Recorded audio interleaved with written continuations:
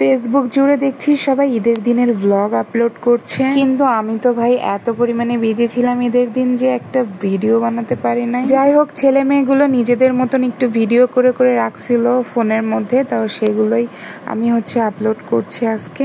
আর শুধু ভিডিও করলে তো হয় না, একটু এডিটিং এরও ব্যাপার থাকে। তো যাই হোক, সব মিলিয়ে ঈদের দিন সবাই কিন্তু একটু বিজি থাকে, বিশেষ করে যারা গৃহিণী আছেন তারা কিন্তু খুব ভালো করেই বলতে পারবেন আমরা গৃহিণীরা কতটা ব্যস্ত থাকি ঈদের দিন।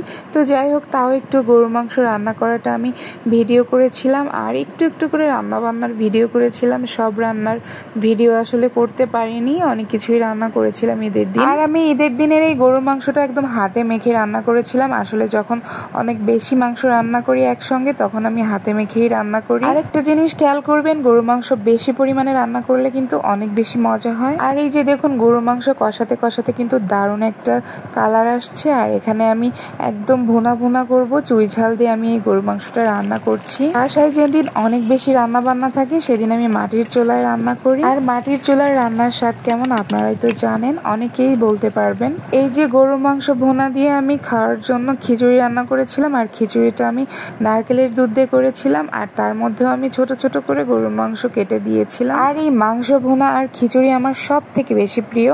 আর রান্না করেছিলাম পোলাও আর মুরগির রোস্ট, সেই সাথে সেমাই ছিল, আরো অনেক কিছুই করেছিলাম টুকিটাকি।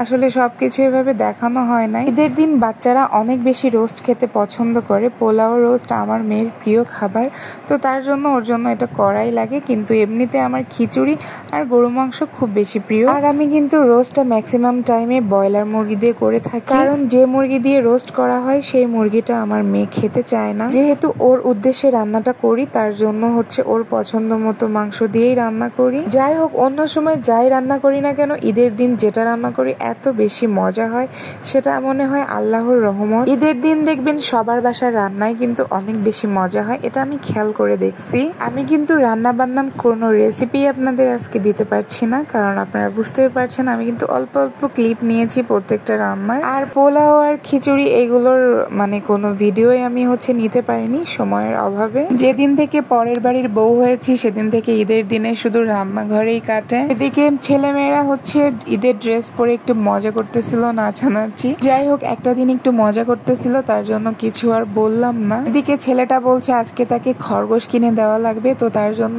বাজারে চলে গিয়েছিলাম সন্ধ্যার সময় খরগোশ কিনতে। খরগোশ পোষা তার অনেক দিনের শখ ছিল, তার জন্য ঈদ উপলক্ষে তাকে খরগোশ কিনে দেওয়া হলো। আর খরগোশগুলো যে এত পরিমাণে কিউট ছিল কি বলবো, মাশাআল্লাহ। আর সেই সাথে এই মাছগুলো অনেক বেশি কিউট ছিল। যাই হোক, কোনো একদিন এই মাছগুলো কিনে নিয়ে যাব। তো আজকের ভিডিওটা এখানেই শেষ করছি। সবাইকে আল্লাহ হাফেজ।